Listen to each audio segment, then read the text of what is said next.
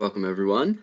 Thank you for attending this webinar on the economic outlook for the state of Wisconsin.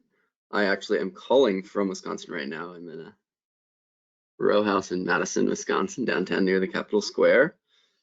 It's a lovely state. I've been here for most of the year, and this is also the last, literally the very last webinar in our economic outlook series. So May and I are excited. So without further ado, let's get it. So the webinar will be run by myself, Julian Brubaker. I'm an associate here at REMI, and also by Mei Lin, who is one of our economic analysts. And she will do the model demonstration at the end of this webinar. But before that, I'll start by talking briefly about who REMI is and where we get some of the data for our models, because we've used our models to run each of the forecasts that we'll show you in this webinar. And then we'll move right into the regional growth matrix, where we've graphed all 50 states plus DC on two axes, population and employment. We're sort of comparing each state against the national average. So we'll see where Wisconsin falls on that. And then we'll zoom out, look at the long-term and short and long-term outlook for the whole United States, and then we'll zoom back in to Wisconsin proper and end with a model demonstration and a brief question and answer at the end. So feel free to put your questions in the question box whenever you like, whenever you have them, but we'll wait to answer them until the end. So REMI, if you haven't heard of us, we're Regional Economic Models Incorporated. We were founded 41 years ago on the idea that government decision makers and other private industry leaders should be cognizant of the economic impact of policy or other major business decisions before implementing said policy or decision. So you can see a not at all exhaustive list, but a list of our clients below. We work in almost all 50 states. We've at one point worked in all 50 states, plus nationally. We work some internationally too, but mostly we're working within the US. About 80% of our clients are government entities of some kind. So, it could be local government, state agencies, federal government agencies like you can see in our client list. And then we also work with the private sector more and more. So that's us. Here's sort of painting with the broadest brush strokes the economy in Wisconsin. So agriculture is quite big in Wisconsin as well as nearby states.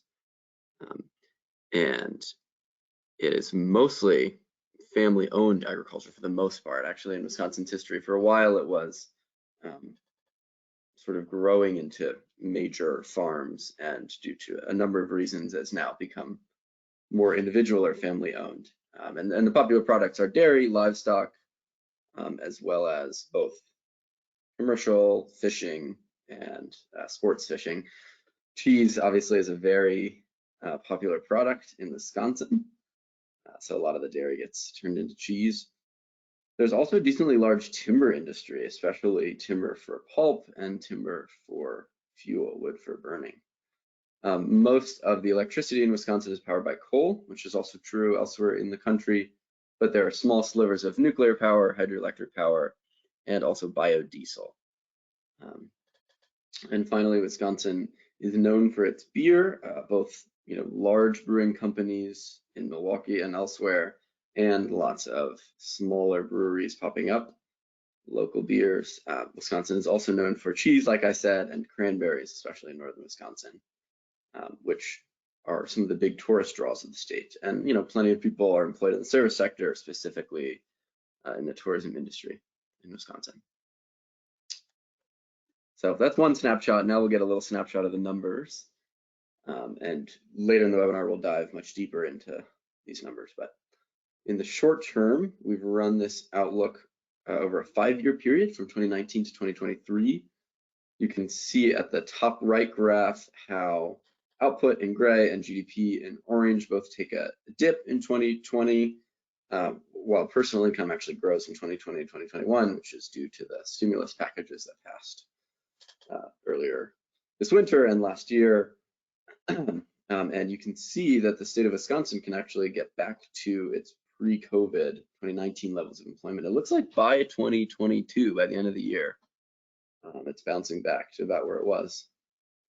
So just over the course of 2020 and 2021, we should see personal income grow in total by about 3.5%, GDP by about 5.1%, and economic output by about 5.0%, with 146,000 jobs being added in total by the end of the year to the Wisconsin economy.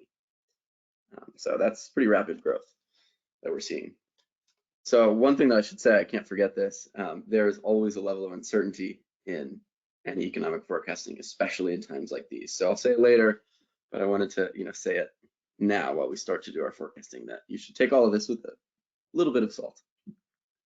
And I also wanted to pause and say where we get our data sources for the models. Again, we've used our models to run all of these forecasts. So all of our different models get data from the Bureau of Labor Statistics, the Bureau of Economic Activity, the Congressional Budget Office, the Census Bureau, of course, and also the University of Michigan's RSQE, Research Seminar in Quantitative Economics, which is footnoted at the bottom there. And it includes the recent American Rescue Plan, the $1.9 trillion stimulus package, as well as any additional vaccination trends, consumer spending trends, and other things. So they've updated their data quarterly. So we're using the March 2021 most up-to-date information that we can for all of these forecasts.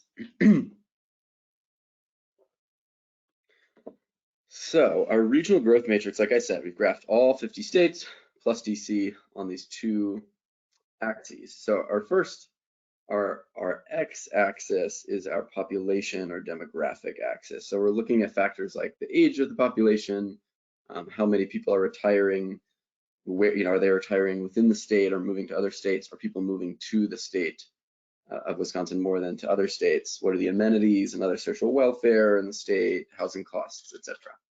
Economically, really it's more employment factors. So we're looking at industry growth, where are those industries clustered, how well do they pay their employees, how productive are they, what's the cost of doing business in the state, those types of factors. So I'll walk through each of these four quadrants and then we'll see where Wisconsin falls on the matrix. So again, all of this, we're comparing it to the national average for 2021 and 2022. So keep that in mind.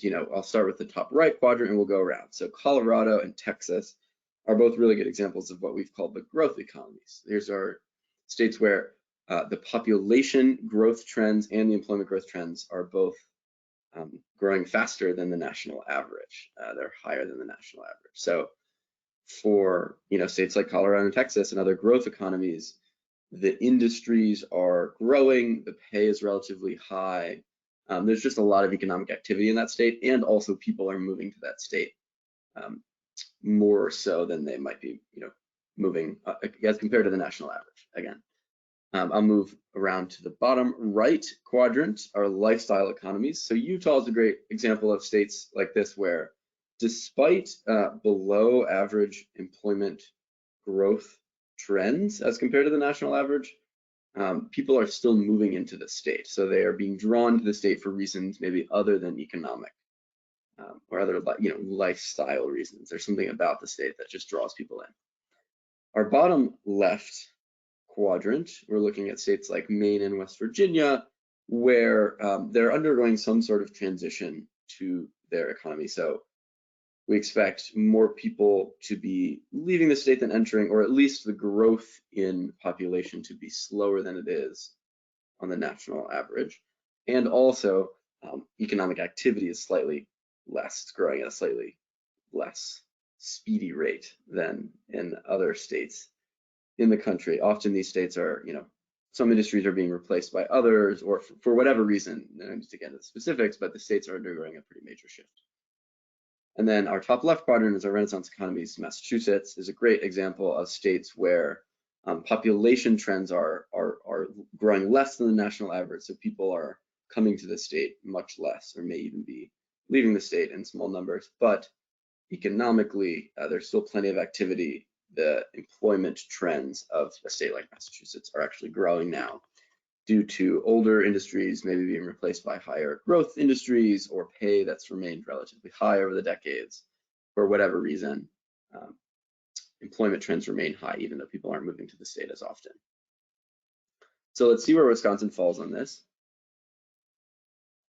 Almost right in the middle, We've lumped it into the Renaissance economies quadrant, but just barely.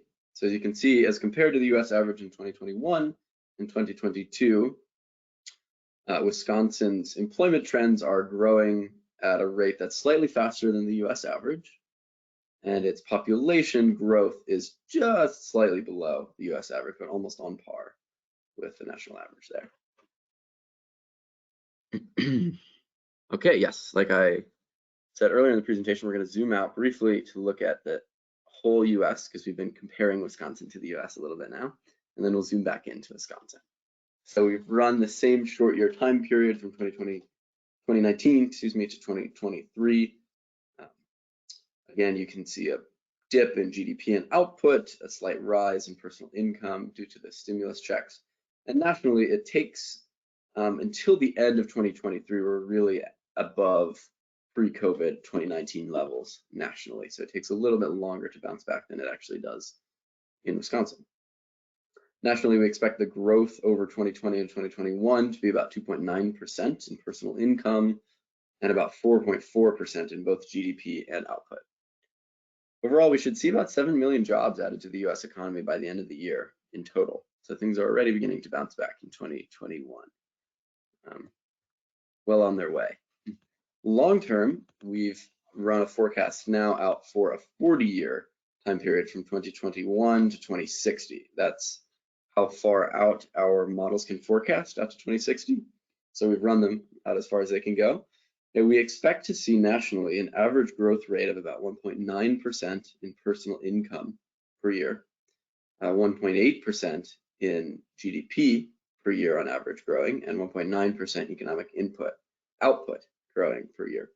And we should see just over 1 million jobs added to the US economy each year on average. You can see slightly more of those jobs are coming in the subsequent years, the early to mid 2020s, and then that employment trend begins to level out a bit and become more steady growth over the next 3 decades or so. We'll zoom right back in. Look first at employment in the short term and then population in the short term, and then we'll do it again in the long term.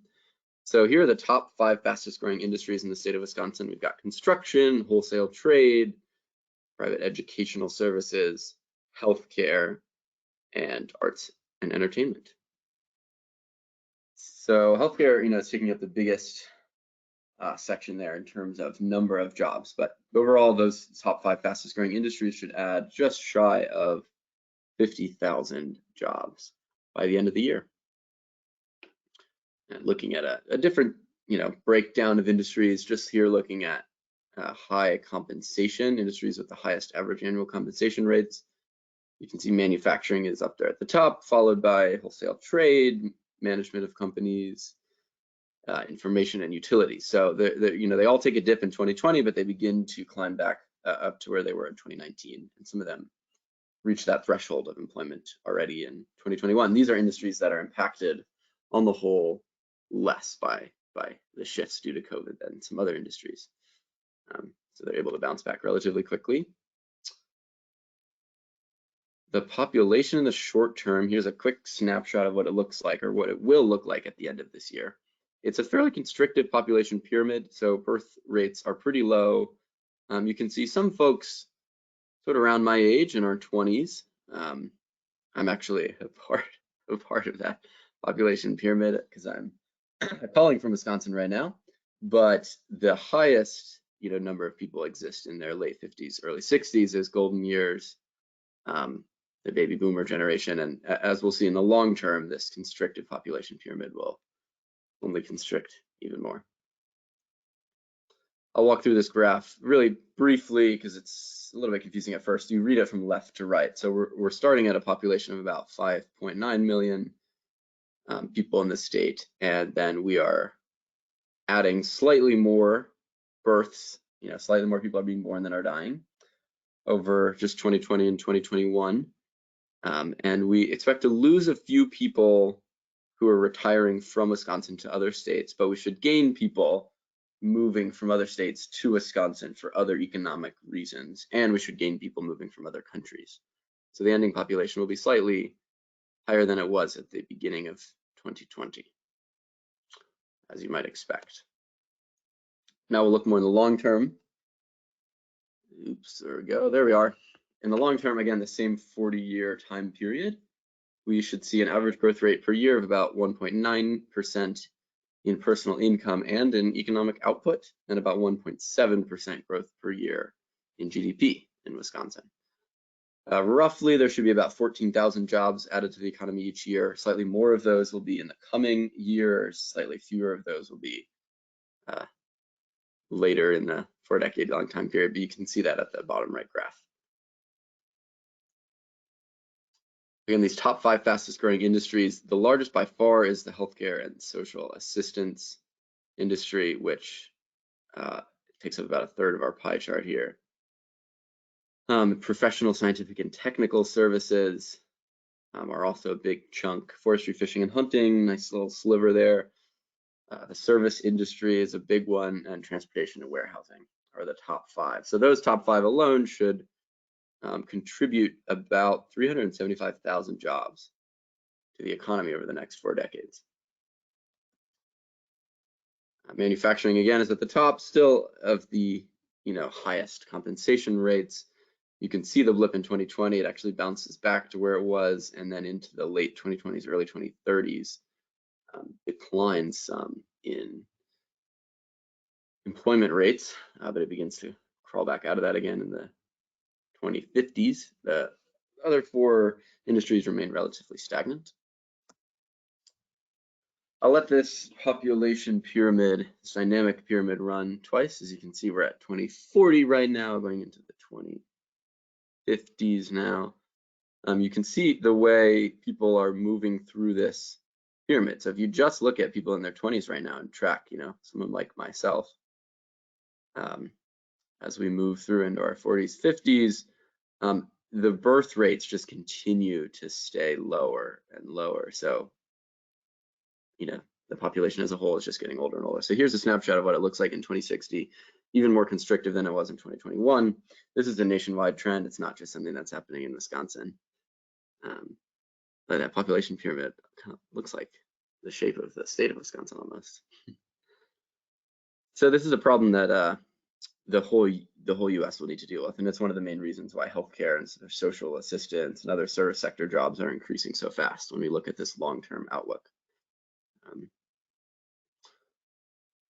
So again, reading this graph from left to right, our starting population is about 5.9 million. Our births outweigh deaths by a bit. We lose just a few people who are retiring elsewhere, but we gain a substantial number of folks who are moving into the state for other economic reasons, and we gain even more people who are moving into the state from other countries, with only a negligible loss in special populations, which includes prison populations and some other more niche categories. So the ending population is substantially higher, about 6.7 million people in 2060. That's our rough estimate. All right, now I'm going to hand things over to May, who will do a brief model demonstration live, where we'll run through a possible economic scenario for the next couple of years. So take it away, May. Thank you. So in a model demonstration, we will run the scenario of an optimistic outlook. We have just seen the national baseline quarterly of the RSQE, CBO, and BEA, where the total employment slowly comes back accompanied by asset growth. But as Juliet mentioned, there will be a lot of uncertainty, including large pent-up consumer demand, supports of vaccine, and stimulus checks. Although it's very difficult to quantify all these impacts, we would like to try an experiment inspired by Janet Yellen, who predicted that the economy could be back to full employment by the end of 2021. We wanted to test what growth we will have to see in the economy to make that happen. And after testing, we imported a macroeconomic update increasing the GDP growth rate by 2%. So now let's take a look at the total employment changes both on the national level and the state level. So on the next slide, here we have total employment in the US on the left and on the right in Wisconsin, with the blue lines representing our baseline forecast, and the orange lines representing the forecast where growth in every component of GDP has been increased by 2%. So if consumption grew by 0.5% from year to year, now it grows at 2.5%. With that, the US gets back to normal by 2021 and begins to exceed its previous employment in 2022 and 2023. Wisconsin's having a similar recovery trend. We see that the optimistic outlook is smaller.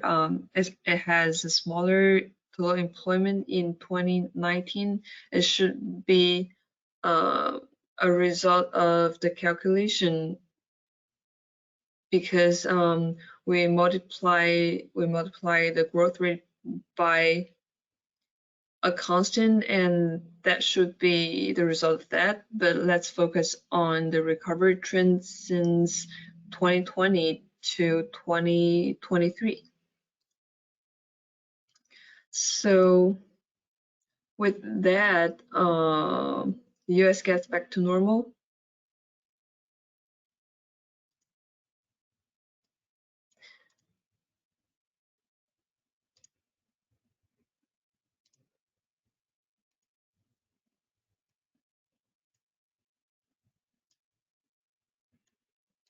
But please bear in mind that a 2% increase in components of GDP is very optimistic. So only if the vaccine rollout continues very smoothly or even ahead of schedule, and if consumer confidence really picks up, we might see something approaching this. So now let's show up the model and explore more about the job increase from the baseline to the optimistic outlook.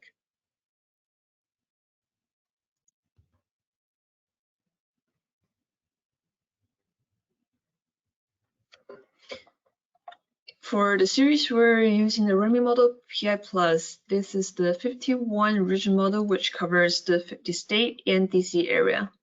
The home screen's purpose here is to provide quick and simple access points for starting the use of the model and to simulate policy changes. Just by clicking on the up profile tile, you can start creating any one of the 4 types of forecasts available in PI+.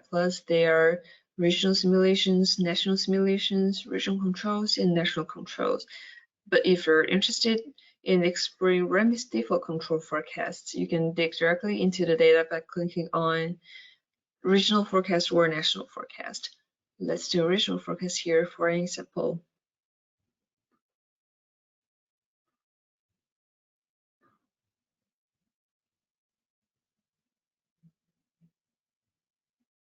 It's showing only the results section.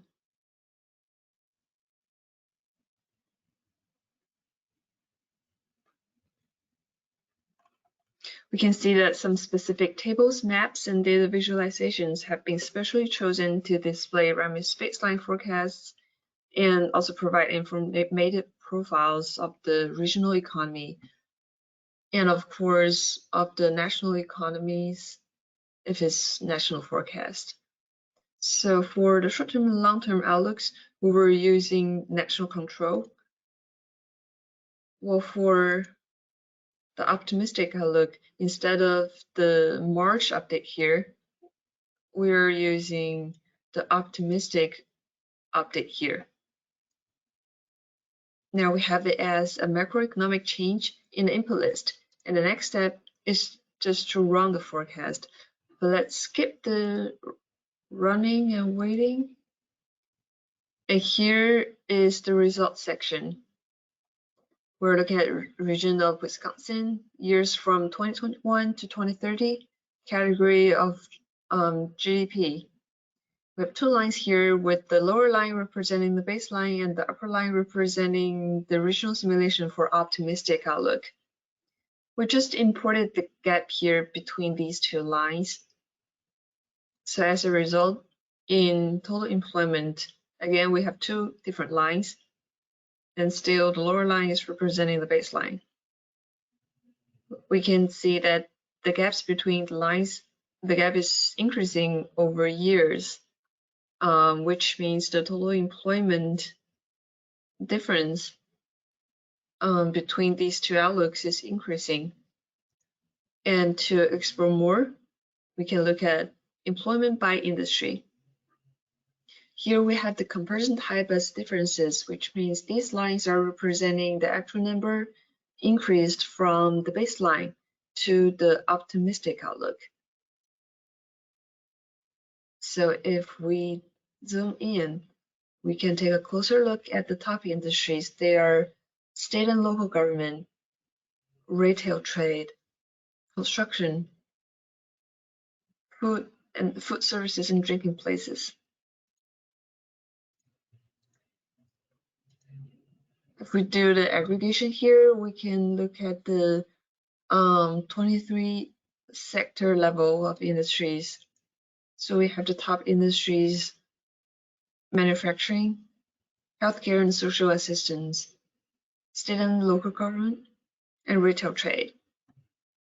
Another very interesting comparison type is percentage change. So instead of the industries that are contributing the most actual number of job increase, here we can know which industries are growing the fastest. Again, construction,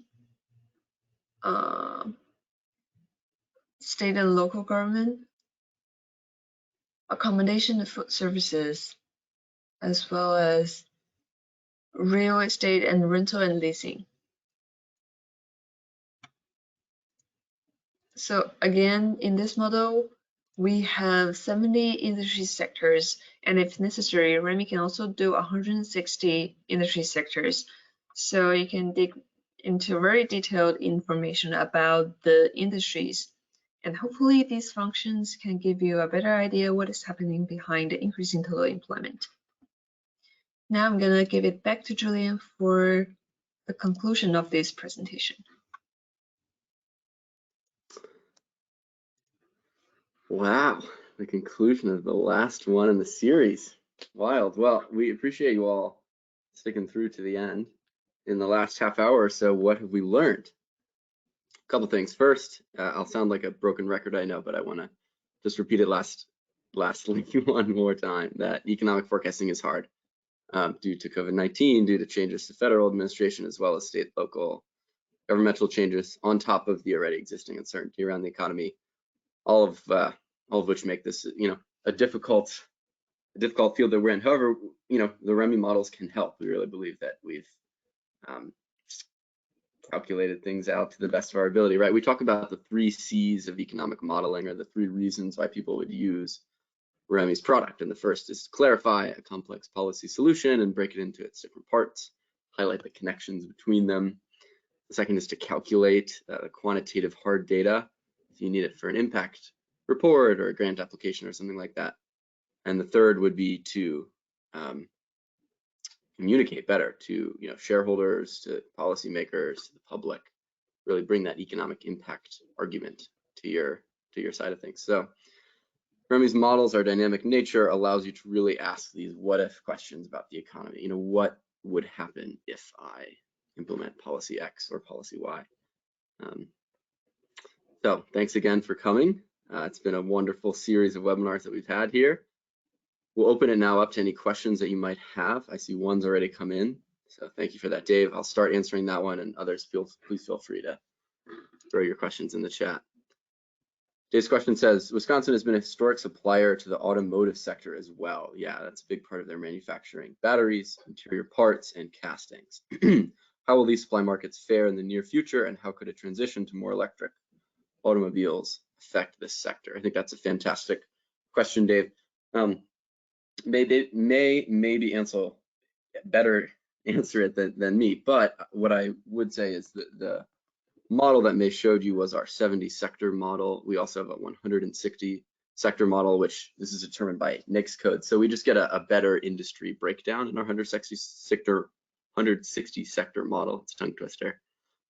So we may be able to better answer your question if we, ran it with a more specific model. May, what do you think?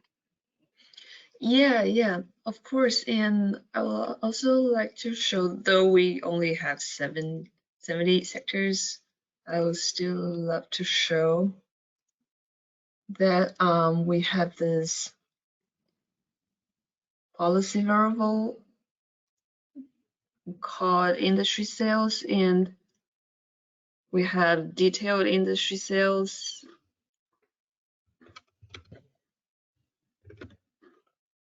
And so upon different scenarios, you can choose the proper policy variable. But yeah, let's do industry sales exogenous production, for example. So here you can choose the industry that you're interested in. I'm pretty sure we have automotive related industry sectors, and after choosing the proper industry or industries, you can add it to the input list.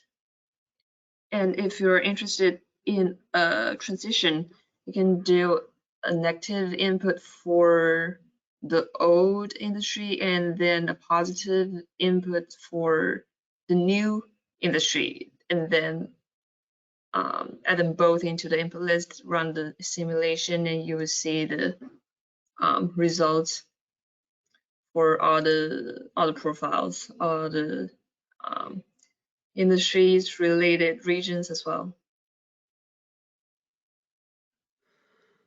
Nice. And I guess the last part to your question, Dave, is that this is a really tricky shift that we're seeing to the to the car industry right now, right? Like some manufacturing businesses in Wisconsin may be just fine because electric cars might require similar parts to, to gas cars in these specific areas and not in, in others. So it's sort of, we would actually have to get really down to the specific product to make sure. But I would say it's not an unreasonable assumption to assume that if electric vehicles take off, which they might, it seems like most private industries, even the major ones, GM, Ford, and others think they will. It's not unreasonable to suggest that some of these niche, car machinery parts, automobile parts industries may decline some. Any other questions?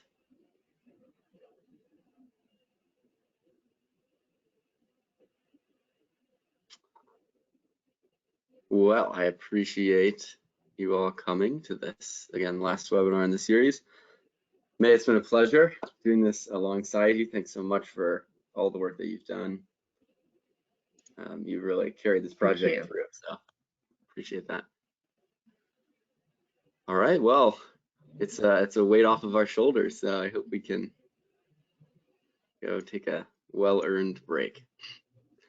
Thanks, May. Thanks, everybody. Appreciate you coming. Thank you. Bye-bye. Bye.